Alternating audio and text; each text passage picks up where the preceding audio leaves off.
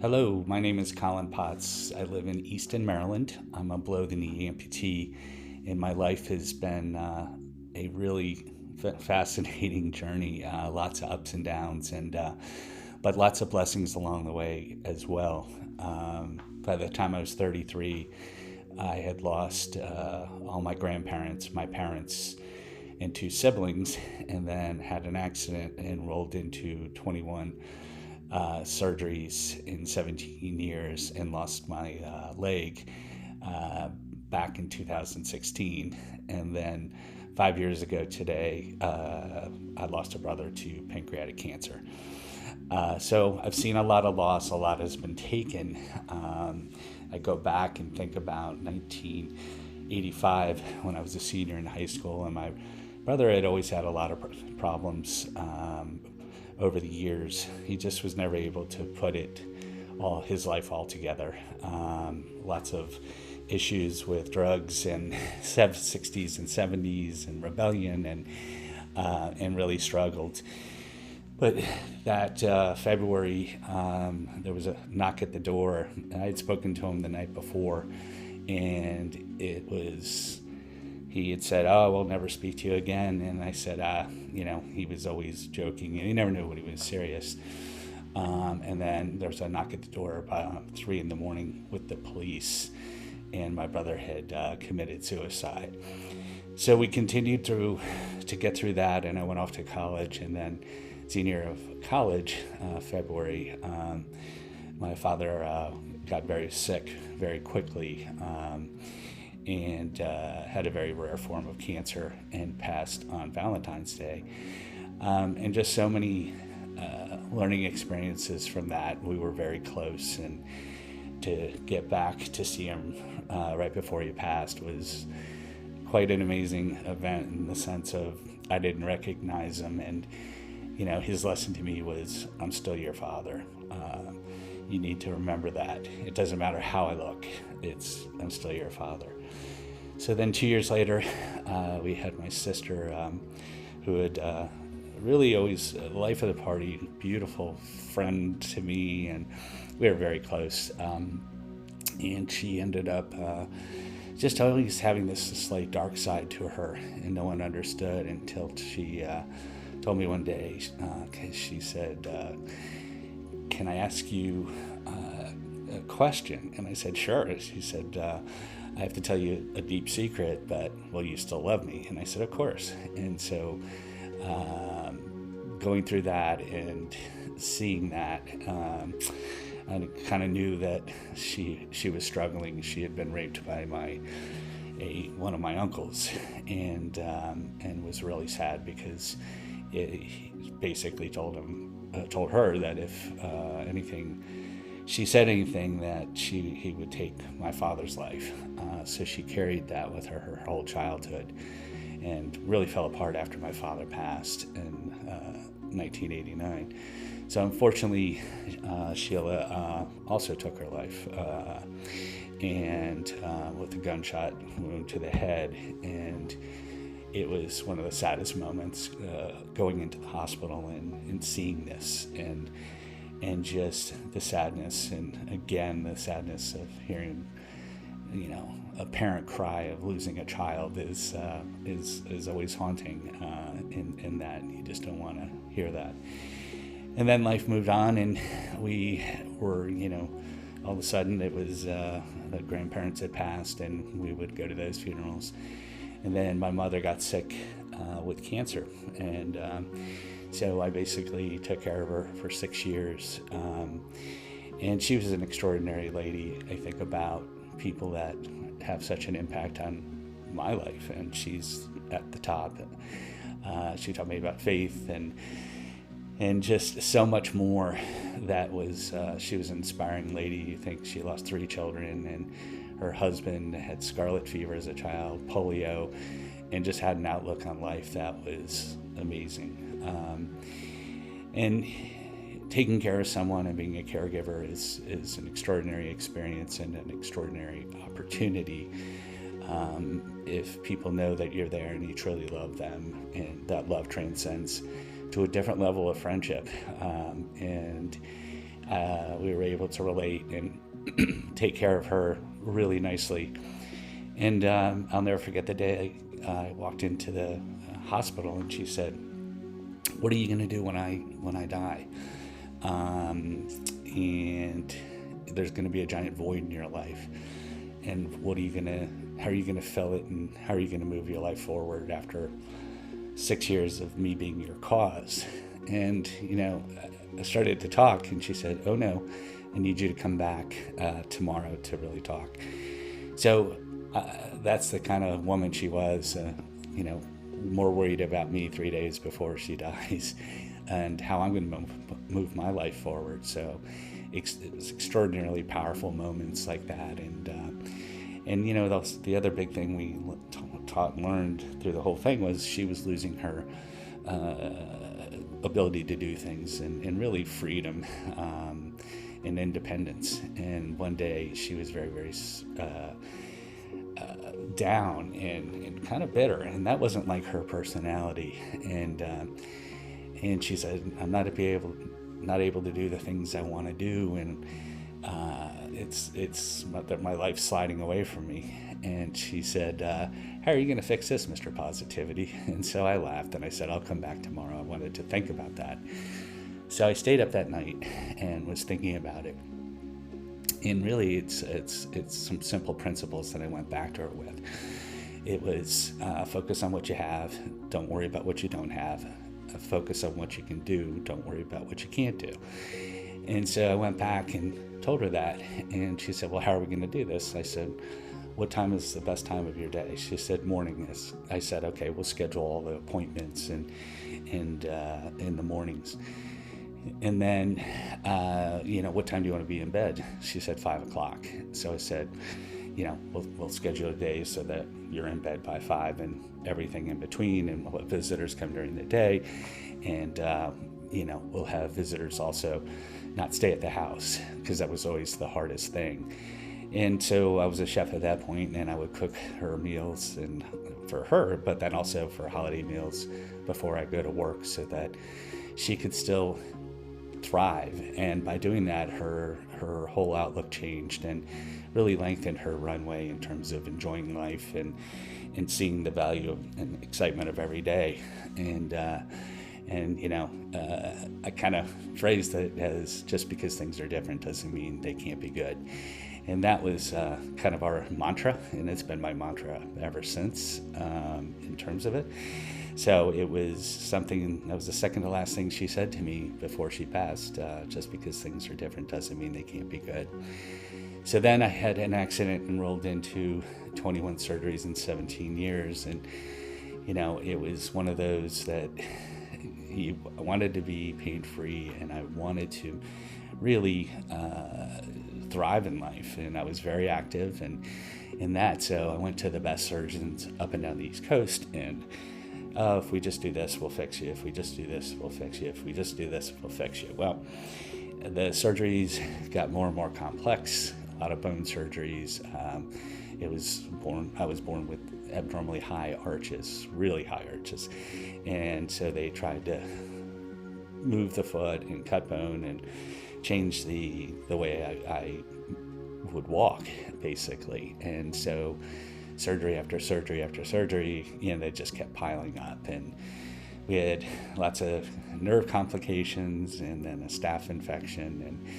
And it was just the difficulty of kind of managing all that, working and trying to, enjoy life. But it was hard when there was that much pain involved with it. So finally, the last 5 surgeries I had up at the Hospital for Special Surgery in New York, and they're in the limb saving business, and it was quite an experience, because they're the place for kind of hopeless cases in a lot of ways, and they're in the limb saving business. And so I continued to have surgeries there, and 2 fusions, and there was more screws and plates in my foot than you can imagine. And then December of 15, they did basically a Hail Mary pass on my foot. And I said, "Please don't wake me up and tell me I have one more surgery to go."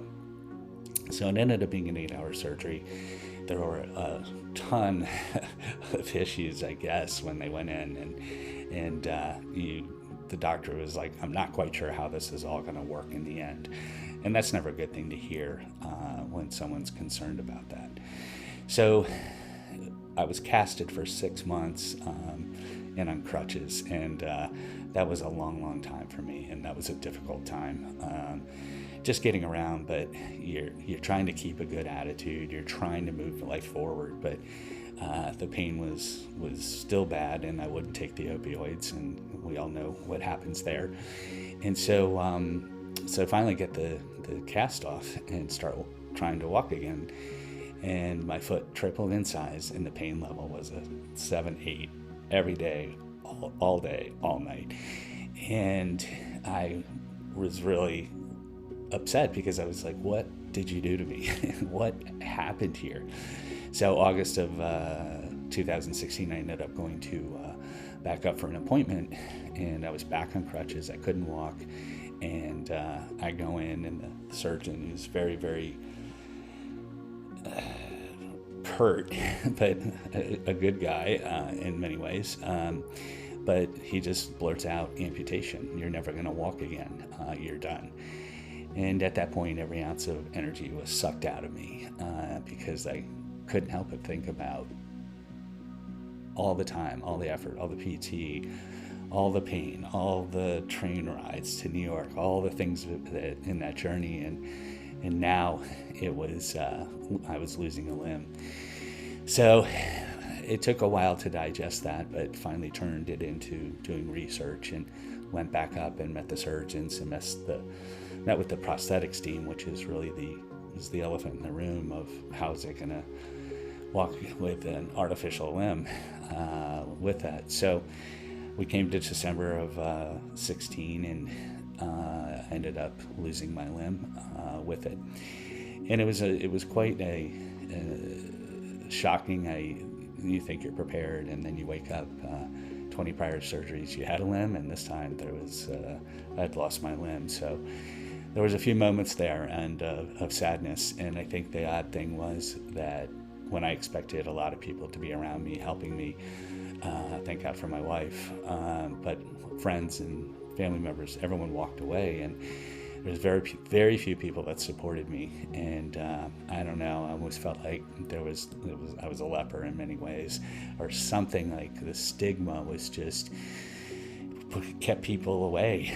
And at a time where I've helped so many people in my life, I was disappointed. So you finally get to the point where you're waiting and you get your first prosthesis and started moving, and really started to catch some energy. And I knew it was going to be a hard journey the first year, and that was correct. Your limb shrinks as you use it, and you go through a period where you put socks on, and once you get to 10, they have to recast you. And so that process, there was a lot, but it kind of turned the corner there, because with all the negative energy, I sat there and said, I'm going to prove everyone wrong. And, finally I was like, just watch. And so in 1 year after being fitted with my prosthesis, first prosthesis, I was walking, running, swimming, and I finished a 5K. So it was quite an experience. I had some great support through the physician I was working with, and the prosthetics company I was working with, and the PT. And I was grateful because I was able to move that quickly, and the more that I was able to do, it was fantastic, because it just gave me more and more energy to do more. And kind of went from, hey, just surviving, to kind of sort of walking, to moving again, to running, to the ultimate spot of daring to dream again about what I wanted to do in life. And that's been exciting, and continue to lift. The other day I lifted 758 pounds on the leg press, 10 reps, and so I continue to just do my thing and try to inspire people with new amputees and people who are overall struggling. And then, 5 years ago, I lost a brother to pancreatic cancer. He had a learning disability and was his hospice caregiver. And again, you go through that experience, and we were never close because he put it, he always told me no, and you're my youngest brother. And I grew up the youngest of 8, and he was the oldest. So it was quite a journey with that. And through that, we became very close. And kind of a really good lesson is to always leave the door open for reconciliation in your life. And I also really believe in just keeping all of your relationships calibrated.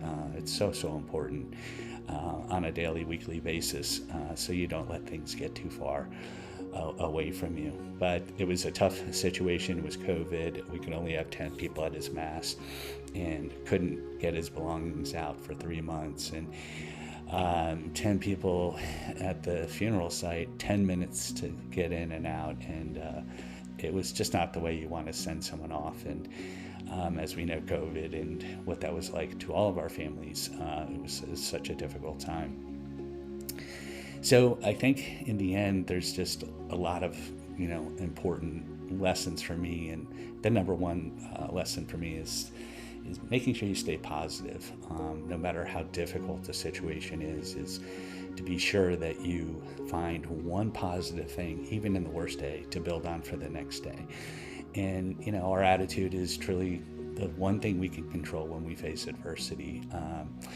It's so important, and keeping a positive attitude and keeping your eyes open to the good things in life is key when moving through anything. And that's what got me through. When you think about all the loss and all the hurt and everything else, if I had lost my positive attitude and love for life, there were a lot of off-roads in many of those situations. So that's just really important to maintain that. And when you do lose someone or something, and in that, everyone else asks me, how do you build back? And the fastest way to build back is go back to the activities and things that feed your soul. It's so important with that, because your soul is your compass. And when you get back to the activities that feed your soul, you begin to root again pretty quickly.